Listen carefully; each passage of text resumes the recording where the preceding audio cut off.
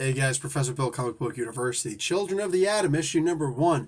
Bunch of people waiting to see, Professor, what do you think? Bunch of people wondering, what does anybody think about this book? Because, I mean, come on! Children of the freaking Atom? Well, you might be surprised. Let's get talk about who made this comic book. We'll move on from there. Issue number 1 is Uncanny. Old enough to know better, baby. The writer is Vita Ayala. Bernard Chang does the art. Marcelo Maiolo does the color art. The letters are by VC's Travis Lanham. Tom Mueller does the design. Cover art by R.B. Silva and Jesus Abertov. A whole bunch of variant covers, as should be expected. The head of X is Jonathan frickin' Hickman. Anyway, this features 5 new characters, and it actually is very well placed. It's very well placed in the timeline of Marvel Comics, Marvel releases, publication, all that good stuff. Remember, there's the Outlawed story going on right now, right? With the Champions and Ms. Marvel and the Power Pack currently. The Miles Morales stuff is over. But I mean, where, the Champions and whatnot are trying to get away from the idea that, oh no, we're children and they're calling us child soldiers and we have to fight that notion because we want to fight bad guys. It's a great concept that's been done before, with the mutants and then with the Marvel superhero Civil War and now with this, right? Multiple times they've done this storyline and it's been a little bit different each time, except for Civil War 2. That wasn't different. That's why it mostly sucked. But in this particular case, and I'm not trying to diss anybody, but this story just wasn't great. In this particular case, the story is actually pretty good because there's something here. And I mean, I could figure it out before I even started reading the freaking book, right? I was able to figure this out last year when we were seeing it. It's like, I don't, and I'm going to get into the spoilers much later in the story. But for now, this is something that I think anybody can see coming by a long shot. But it's Vita Ayala, and they usually have and they is super important here. They usually have the ability to make a really good story. Look, I know that there's some people who've read some stories by some writers and they didn't like whatever. Pretty much most of what I've read by Vita is amazing. You know what I'm saying? When the Age of X-Man story was out, there were only 2 of the, 6 or 7 books that were, titles that were coming out, 5 issues for each of them. There was only 2 that I actually enjoyed reading. One of them was by Vita. In this particular case, I'm seeing a lot more of their amazing writing. Why do I say there? For those who don't know, and this is actually important to the story, in my opinion, Vita wants to use and Kelly Thompson actually contacted me like a year ago, because I accidentally said she, because I thought Vita was a she. And Kelly said, Vita chooses to go by the pronoun they. I'm like, oh, I apologize. Wow, that was bad. I didn't know that. Didn't know what Vita looked like. Didn't know anything. I didn't follow them on Twitter or anything. It is what it is, I recognize it. Cool. They, good enough. I'm good. Let's go, I don't know what Vita identifies as. Obviously a they, but I don't know what that means. I don't know if there's only one LGBTQ party that, I just don't know enough about it to really comment too much on it. But I don't know if there are several different groups within LGBTQ that would use the pronoun they, or if it's only one group. So I don't know. But what I will say is that this seems to mean that they do not identify as either male or female, or maybe Vita identifies as both. Either way. This relates to the comic book because these are kids in this book. And somewhere in this, I'm going to get into spoilers. So, yeah. If I forget to acknowledge, exactly where the spoiler is going to start, my bad. But it could happen anywhere in this point. These are kids in here, these 5 kids, and they're all very young. I don't know if any of them are a they. I don't know if any of them are LGBTQ. I honestly don't know. And for the most part, I don't care either. as long as it's not the main focus on the story where it's like, oh, I'm reading a book that is clearly written for a group or a demographic other than myself. When I realize that happens, like, oh, time to bow out. Bye. You know what I'm saying? It's this book wasn't written for me, so my judgments, my reviews on the book will be extremely biased. And I don't want that.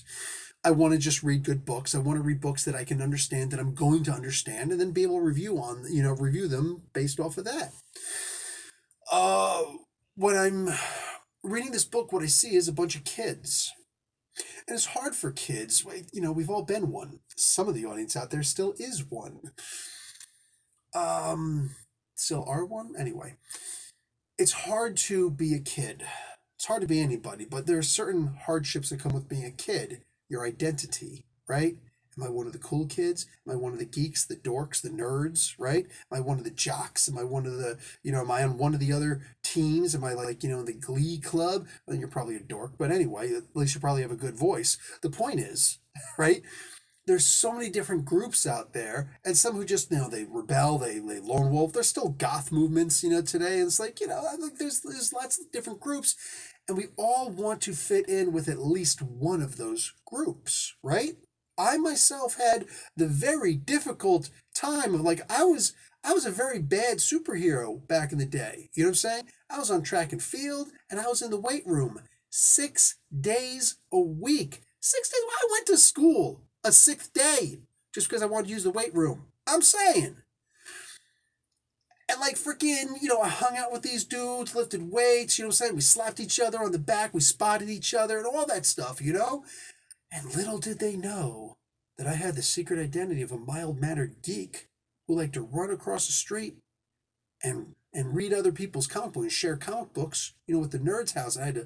I became a junior spy when I was a kid, looking around, making sure nobody saw that I was going to one. Because, dude, I wasn't the most popular person in school, but I was popular enough that I had status to lose, And also going into, across town to other towns. Like, I was living in Asbury Park and going out to freaking Eatontown and Shrewsbury so I could play Dungeons and Dragons with some peeps.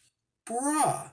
I'm saying. I would go into Red Bank sometimes to play Dungeons and Dragons. In fact, the comic book store that I went to when I was a kid was actually the comic book store that Kevin Smith went to. He's 5 years older than me. I met him a couple times.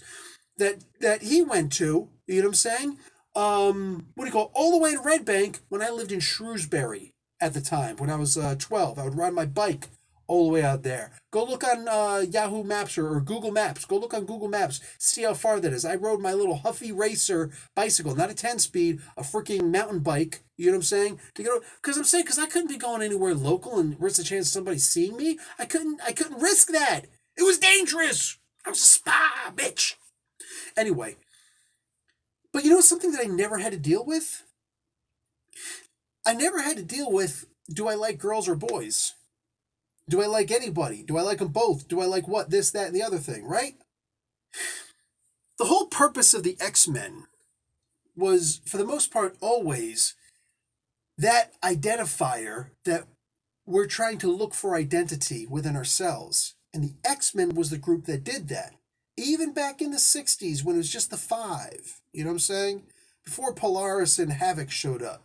Before any of them showed up, it was just the five. Plus that old bald dude, Professor X, they get their namesake from. They were always just trying to fit in. Right?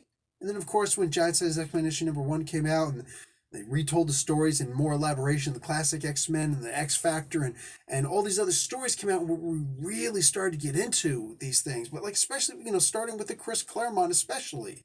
Really getting to God Loves, Man Kills, all that stuff. You realized what this book was meant to explain. It was meant to talk about I'm an ally in the struggle of you trying to find your identity in school or in life, Guess what? Vita does a great job of doing exactly that in this book. And I imagine this has to have something to do with their identity, Vita's own issues with their identity, right? Is Vita a guy? Is Vita a girl? right? You go back to Rebel Rebel from I always refer back to this. Rebel Rebel from David Bowie. Don't know if you're a boy or a girl, right? He had to deal with that stuff. He had to like, what am I? And I can't with all that I had to deal with in high school, in all the grades of school. You know what I'm saying? I can honestly say it was a, okay, I'm going to use a bad word here. It was a privilege not having to worry about wondering who I am. The amount of who am I that I had to deal with is completely inferior to what an LGBTQ plus person, and I hate saying the plus, but whatever, because it just feels like plus whatever else. Anyway, um, I can't imagine. And I don't really want to know. I got enough going on in my life. This is their struggle. Thank God it's not mine, right? But that's explored in this book. And I get to explore it in a very safe place. You know what I'm saying? I get to sit back and I get to see what these teens are going through. And I imagine it has to have something to do with Vita's experiences. And I remind you, it did not once involve me looking and seeing somebody talking about, I recognized I was a trans person at such and such. Because once that happens, dude, like, especially if it's in the first issue, I'm like, so this isn't a book for Professor Bill, right? Like, I'm a straight guy, you know what I'm saying? Just not, I can't identify with what you're doing here. So this is done in one of those very elaborate, very beautiful ways in the dean of the X-Men, right? In that way, that fashion that Claremont did better than pretty much anybody else of saying, this is a struggle, but it is completely fictitious. And yet, you will see your group here. You will identify with this book. Or at least recognize somebody else's struggle in it. And that's exactly what happened. I read this book and I'm like, hot damn. I see the struggle of kids. And as a 45-year-old man, it's hard to sometimes recall what it was like being a kid. But this brought back some memories, man. When you here's the spoiler part. You're gone now, right? If you didn't read this book yet, here's a spoiler. They're not mutants. All right? They're not mutants. And that's the thing that's so beautiful about this, because I saw this coming from a mile away. Maggot shows up in this book, which is awesome, and Pixie and a bunch of others, right? And you are going to get 4 very unnecessary pages of adult X-Men trying to, we need to get them. No, we won't get them. I'll go. No, I'll go. No, I'll go. I shall go. Oh my God, will you all just shut up, right? Will you all just shut up, please? They're assumed to be mutants, but they can't be tracked because they're not mutants. To me, my understanding, they're not mutants. You know what I'm saying? I don't know if they're going to pull another Kitty Pryde thing where I don't know why I can't get through the gate. But, like, I imagine these kids are just, they feel so different. That's the reason why somehow they've got these, like, I think it's the equipment that allows them to do the I beams and stuff like that. The one thing goes, tss, and it's like, oh, so that's a heat beam. So Cyclops-Lass, I love that name. It reminds me of the freaking Legion of Superheroes. You know what I'm saying? Lightning Lass and all that. It was Lightning Lad, and anyway. I love that it did the heat beam, and it's like, Cyclops doesn't have heat beams. I see what you did there. So Cyclops-Lass, she apparently has heat beams. And just everything that everybody's doing in this, it's like you're just copies off of the X-Men. But these are people, these are young kids who look up to the X-Men and they identify with the X-Men. And they think in their minds that they're mutants. But at the end of the day, turns out they're not. They're just, at the very least in their minds, very, very different from everybody else. So different that they identify as mutants. There is so much to unpack with a book like this. and I've said it before, and here it comes again. I have typically always enjoyed the work of Vita Ayala. Having Bernard Chang in this book was a great idea because he has the ability to put together work that is, it's not just beautiful, but it's also detailed. And I'm not here to insult anybody. I'm going to say a name, Phil Noto, right? Where Phil Noto's art style, and he seems to have only one, all right? Phil has a way of either giving you beautiful art or detailed art, but he usually does the beautiful stuff. And when he tries to get detailed, it detracts so much from the fluidity of his style that it's like, ooh. So he's better at doing the abstract stuff, right? Him on Daredevil was perfect because here's this guy you can't see. So of course the art should be very, or at least it makes sense that the art can be very askew, very disturbed, right? Some of his other work doesn't come off quite as well sometimes, you know? Bernard Chang, however, has the ability to distinguish, and you could see when he's trying to be detailed and when he's just trying to do something sick, right? Somebody's just at the bottom of the building and then later climbing the building, when there's all sorts of other panels in between. You look at it and you stop. You stop reading the comic book and you're appreciating the art in the comic book, and you're looking at the fine details of what happens in there, minuscule things that are happening in the book. And it's great to see stuff like that. Guys, I know a lot of people were expecting this to be a total bomb. And if you're so certain it's going to be, then I'm sure it will be in your mind. You know what I'm saying? And it is what it is. And your opinion is just as valid as mine. 100% just as valid as mine.